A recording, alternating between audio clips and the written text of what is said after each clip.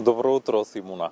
Само 40 на балкански рисови, десеткувани мршојаци и се повеќе видови на црвената листа. Дали Македонија ќе ги спаси своите најзагрозени диви животни или ќе ги изгуби за секогаш? Утрово на оваа тема одговори бараме од Диме Меловски од Македонското еколошко друштво. Диме, добро утро и добро дојдовте во Македонија наутро. Добро утро и ви благодарам што сте заинтересирани за оваа многу важна тема. За почеток на нашиот разговор, каква е моменталната состојба со дивечот во Македонија, особено со балканскиот рис и со мршојаците? Па добро, да, балканскиот рис и мршојаците се едни од најзагрозените видови во нашата држава. Бројат, например, рисовите бројат помалку од прилика 50 на единки. Пребројуваме негде од 40 до 45 сена се на Балканот, повеќето се тука во Македонија. Со мршојаците исто така ситуацијата не е толку добра, меѓутоа можам да кажам дека поради долгогодишните напори, поготово на Македонското еколошко друштво заедно со националните паркови, со Министерството за животна средина, оваа борба доведе барем да се сопре опаѓањето на овие видови и колку толку нивната популација да биде стабилна.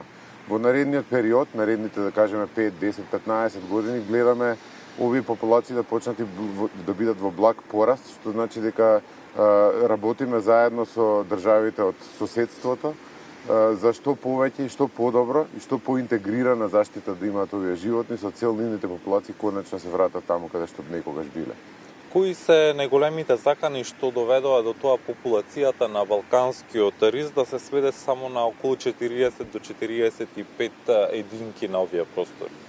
Добро, тоа може прашање да се одговара доста долго и доста така историски наназад да се оди, меѓутоа главните закани, тоа се нели криволовот, сечењето на шумите, понатака уништување на нивниот главен плен, ги сметаме за едни од најрелевантните закани што ја довеле популацијата на тоа ниво каде што била.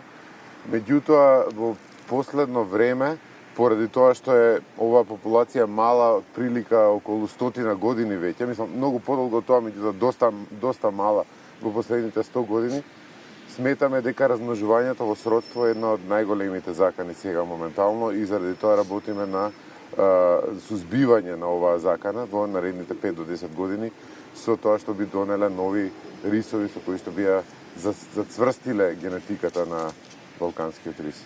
Диме, годинешната порака за Светскиот ден на дивиот свет е закрепнување на клучните видови за обнова на екосистемите. Што конкретно значи тоа за македонски услови? Закрепнување на клучните видови значи дека доколку видовите како што е балканскиот рис, мршојаците ги спомнавме, меѓутоа тука би го ставил и волкот, се на врвот на пирамидата и со нивна заштита ние заштитуваме многу други видови кои што се под нив.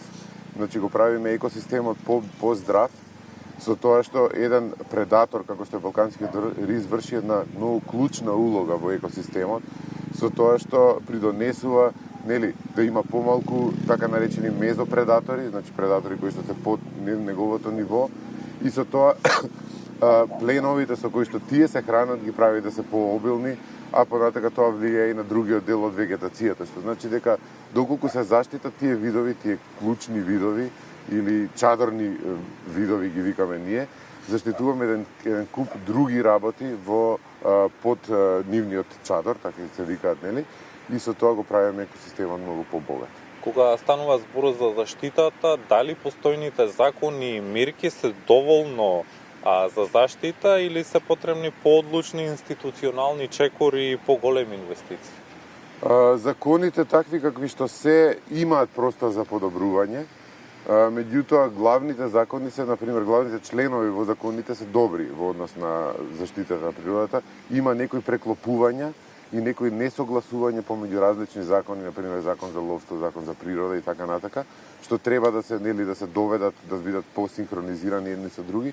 Меѓутоа исполнувањето на законите тоа што на нас ни манјка, значи спроведувањето на тие закони е нешто што уствари ние сме многу слаби и заради тоа треба поголема инспекторска служба, повеќе луѓе значи на терен кои што ќе ги спроведуваат тие нелегални активности што се вршат на терен, со цел, нели, да профитираат не само овие загрозени видови, туку и сите други видови и сите екосистеми, значи зборам и растителни и животински видови на нашите простори. И за крај на нашиот разговор, колку е важна јавноста, улогата на локалното население во заштитата на овие видови и како секој еден од нас може да придонесе и што се може да направи за заштита на загрозените видови на диви живот?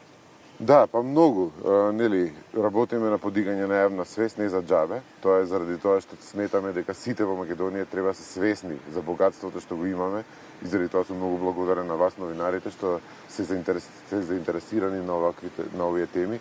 Меѓутоа, локалното население кое што директно е вклучено во тие простори каде што живеат загрозените видови, например во Западна Македонија, како што е рисот, имаат исто така своја улога.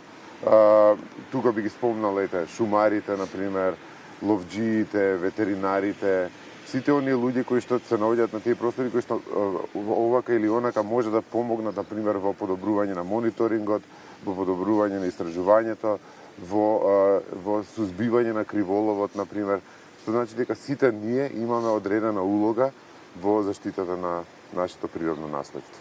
Диме, ви благодарам што ова студен утро бевте дел од утринската програма на Македонската телевизија. Фала на поканата.